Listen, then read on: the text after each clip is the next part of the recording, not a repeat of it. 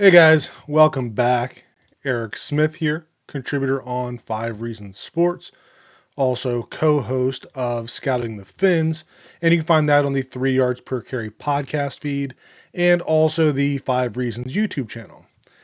Today is Wednesday, July 30th, a little after 1 o'clock. I am going to be flying down to Miami early tomorrow morning. There is no Dolphins practice tomorrow, but currently I am procrastinating as much as I can before I start to pack for the trip.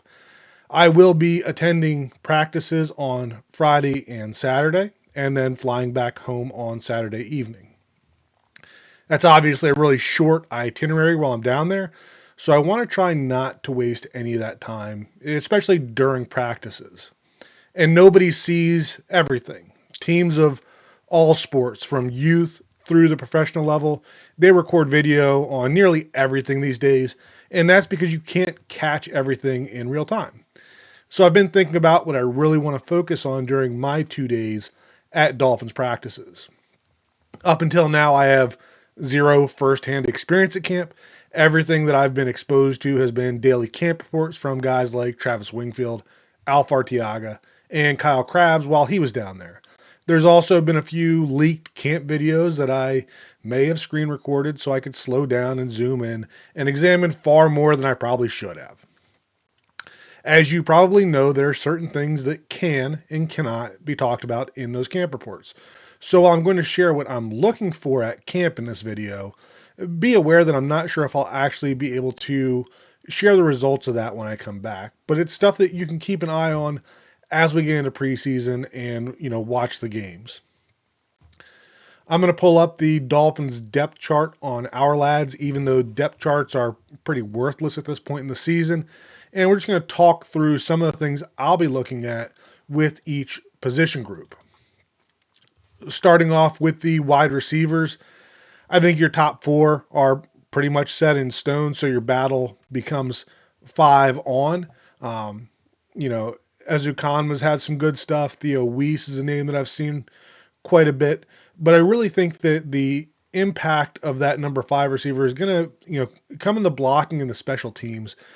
Even if one of these guys are needed to play snaps, they're not going to get targets over a Tyreek Hill, a Jalen Waddle, a Malik Washington, probably even not a Nick Westbrook-Akine.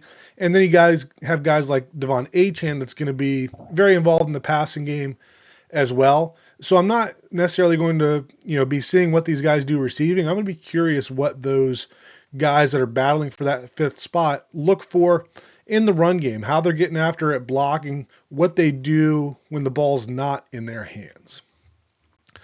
Moving on to the offensive line, I think the top five is pretty much set. There's been a lot of reports on those, and I'll obviously have my eye on that a little bit, but I don't think I'm going to spend a whole lot of focus there. The second and third groups, I think there's going to be a lot of rotations there, so I'm not sure how much I'm going to look at other than maybe seeing where some of these guys are playing. It's obviously going to versatility is going to be a key to who's able to stick through that 6 through 8 or 6 through 9 spot.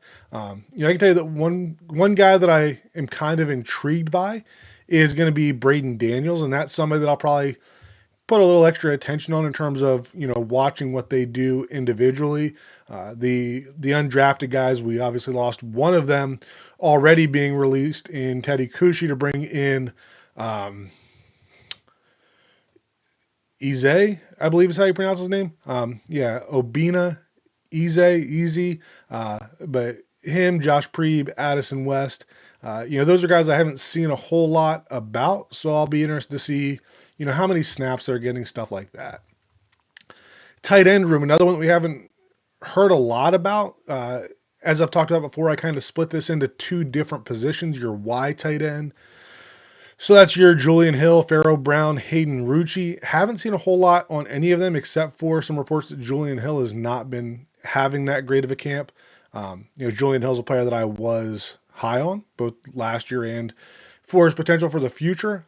So that is a position that I think is fairly easy to keep an eye on at camp, just because they're on the edge of the formation, so they're easier to see how well or bad they're doing. So seeing how Julian Hill and Pharaoh Brown kind of battle it out, if there is a battle, for that top Y tight end position is one that I'm going to keep an eye on. As far as the F tight end, I think we've been seeing some stuff with Tanner Connor, but I almost wonder whether that's just a result of opportunities because Darren Waller obviously has not practiced yet, physically unable to perform, and you got Jalen Conyers who, I don't think he's been at practice for a few days, and I think there was a report that he may have been in a boot. So there's not really a F tight end other than Tanner Connor on the roster. So I think that maybe some of the stuff we've been seeing is just Tanner Connor being a good camp performer, but also just getting all of those reps. Quarterback's pretty straightforward. I don't see any change to Tua number one, Wilson number two, and Ewers number three. The only way that I would see it possibly changing would be if Zach Wilson absolutely flops in the preseason and Quinn Ewers lights it up. Like it would take a lot to say that you're going to trust a seventh round rookie as your quarterback two, knowing the risk with Tua. So I don't think there's a whole lot to see with the quarterbacks. Running backs, I don't think there's a whole lot to see in camp here either. And we know that Devon Achane is going to be the number one back and that the battle is going to come for the carries behind him. But in the past, McDaniel has talked about, wanting to get running backs in a groove and also sticking with the hot hand. So I think that, my impression of the way the season's going to go is that Devon Achane is going to be the number one running back. He's going to get his volume no matter what. And I think at least early in the season, unless somebody really grabs hold of that number two spot, that we may see a little bit of all three of the guys behind him. And, it might be a game by game scenario, who has the best practice that week. And, if a guy comes in and he is hot for that game, then you may see one of these guys get, 10 or 15 carries in a game, but it may not be the same guy every week. And I think that's one of those things that will, start to show as we get into the preseason. I think that all three of these guys will get carries both early and late in preseason games. Kind of expect another signing there. Only have 4 on the roster right now. Wondering if tomorrow with the off day makes sense to be where they bring in another body at the halfback position. Fullback, only have Alec Ingold listed on the roster. So this is one of the things that I will be looking for when I get to camp is, fullback is part of that F position groups that includes your fullbacks, your, wing type tight ends, your F tight end, and also your third wide receiver. So that can be on the field in a lot of different ways. But I'm curious who has been lining up in the backfield as a true fullback when Alec Ingold is not on the field. Moving over to the defensive side, your interior defensive lineman, I think that Benito Jones, I know a lot of people were kind of down on him going into the offseason and wanted us to move on from him.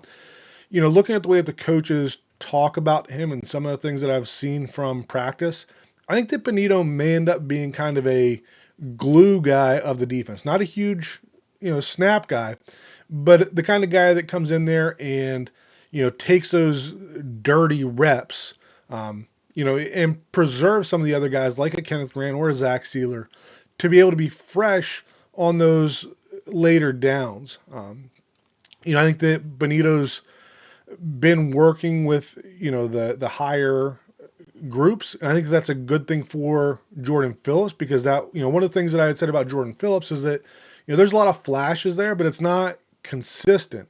So I think that if they can develop a way that we're not asking Jordan Phillips to be on the field from the first snap and, playing 30 snaps a game, then I think that Phillips is the type of player that could really surprise us as a rotational piece that, is able to maximize those opportunities when he gets them. Zeke Biggers has, another player that haven't seen a lot of in terms of flash plays, but also haven't heard a lot of bad things about him either. I think that's going to be kind of his MO. I think that he's going to be the type of player that doesn't show up in the box score, but the type of player that can show up, be on the field, handle his assignment, and just quietly be effective.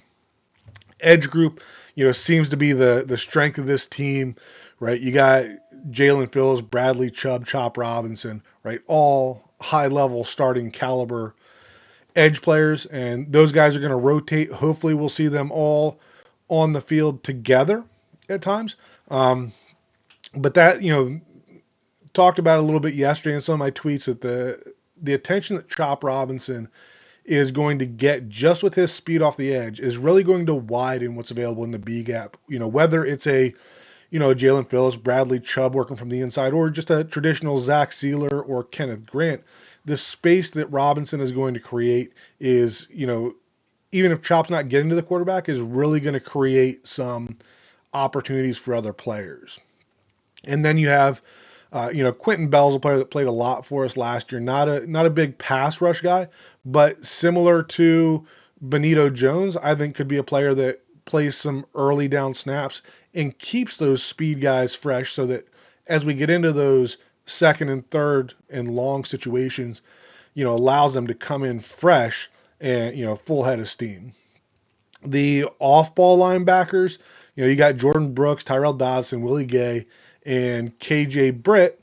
Willie Gay, by all accounts, is having a really strong camp. I'm going to be interested to see, what he's doing when he's not flying in the backfield. I think that he's going to be a very, straight line, one track mind, really good in that role. But as a linebacker and every down linebacker, you really have to be able to read and react and not fall for play fakes, things like that. So that's something I'm kind of going to be keeping an eye on with Willie Gay. I don't necessarily expect Gay or Britt to take the starting jobs from Brooks or Dodson, but I do think that they both have very specific roles that they can play, right? Britt being that early down, almost a Landon Roberts type thumper inside that, saves some of the more physical play from the other linebackers. And then Willie Gay, right? When we talk about that edge group and the way that they can rush, and you add a guy like Willie Gay in there, if you have three or four of those guys in the field, right? Willie Gay is probably your fourth or fifth best rusher at that point, and that's a good place to be. Corners, obviously had the news with Kader Kohu this morning, done for the season.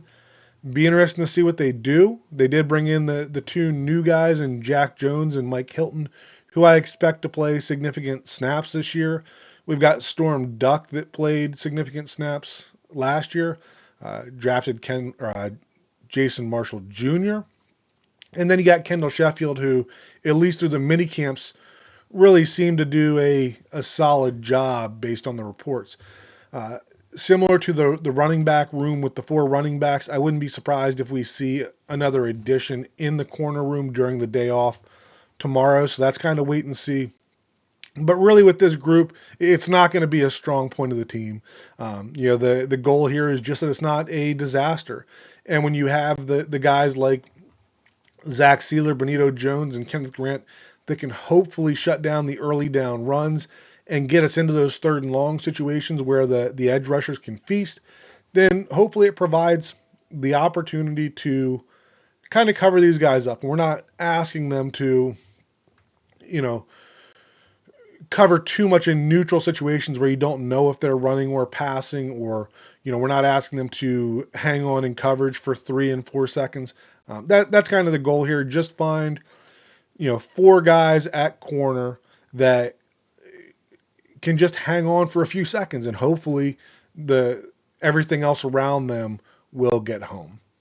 Safeties had the news with Ashton Davis. Sounds like, he will be back. It didn't have worst case scenario with him. Still haven't seen Ife Melifonwu on the field. That Minkah trade is huge at this point. I mean, clearly the best player in the secondary. Really love the way that they've talked about him kind of taking control as a leader back there, because that's going to be huge with this young secondary and, inexperienced, new to the system. Having a guy like Minkah that's seen it all back there is going to be massive for the ability for this secondary to be on the same page. One thing that I will be keeping an eye on, I'm going to assume that Ashton Davis is not going to be back on Friday and Saturday. Feel like he was kind of playing a specialized role, and it's a role that I feel like he should have been playing his entire time in the NFL. Um, but I'll be curious to see how Miami is filling that with his absence and who plays there. Coming out, McMorris was a player that I kind of saw in that same role when we talk about the fits into that Raven style defense.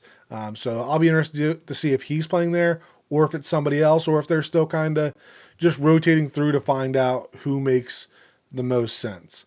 Um, Specialist, I don't really have a whole lot to say here, right? You got the punting competition. I couldn't tell you anything about it, even if I watched them punt 100 times each. And then you obviously have your veteran long snapper in Joe Cardona, and then your kicker in Jason Sanders. Kick returners will be one that I'm curious about. I kind of expect to see Malik Washington as a punt returner. Will be interesting to see who else works in that role. But the kick returner is one that I'm pretty curious on to see whether that's also Malik or whether there is somebody else they decide to work into that role. All right, I think that pretty much wraps up all the things that I'm going to try to keep my eye on as I'm at practice. That's a lot of it, and hopefully not trying to keep an eye on 5 of those at the same time. But let me know if there's some things that I missed that are a little off the radar for some others that you'd like to see me keep an eye on. Another player that I missed touching on was Ethan Robinson was one that I was asked to keep an eye on, so I'll be kind of paying attention to him when it comes to the cornerback position. But other than that, as always, appreciate you guys checking this out, and we'll talk again soon.